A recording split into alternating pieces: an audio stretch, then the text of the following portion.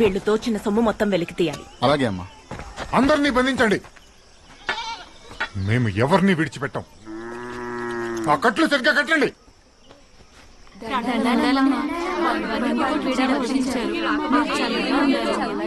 చల్లగా ఉండాలమ్మా.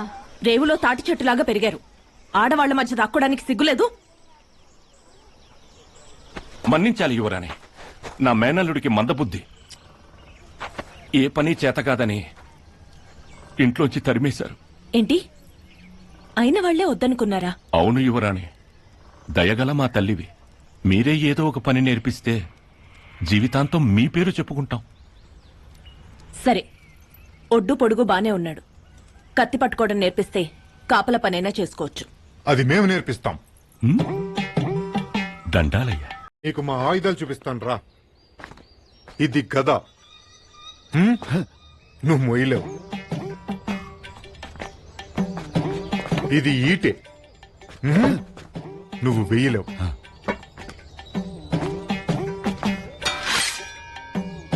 ఇది కత్తి, దీంతో ప్రయత్నిద్దాం పద.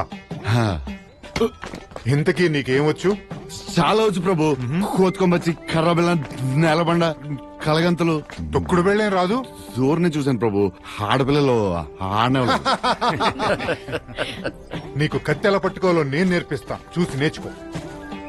ఇలా పట్టుకోవాలి, ఇలా లేపాలి, ఇలా కొట్టాలి. అయ్యో కొట్టి చూద్దాం. అయ్యో. ఒరే ముద్దు, నేను మళ్ళీ చూపిస్తా. ఇలా పట్టుకోవాలి, ఇలా లేపాలి, ఇలా కొట్టాలి. అబ్బబ్బబ్బబ్బ! ఏం కుట్టారు ప్రభు? నేనా? మీరే. మీరు కాక ఇంకెవరు ప్రభు? మీరే ప్రభు. నేనే. పిడుగు లాంటి దెబ్బ.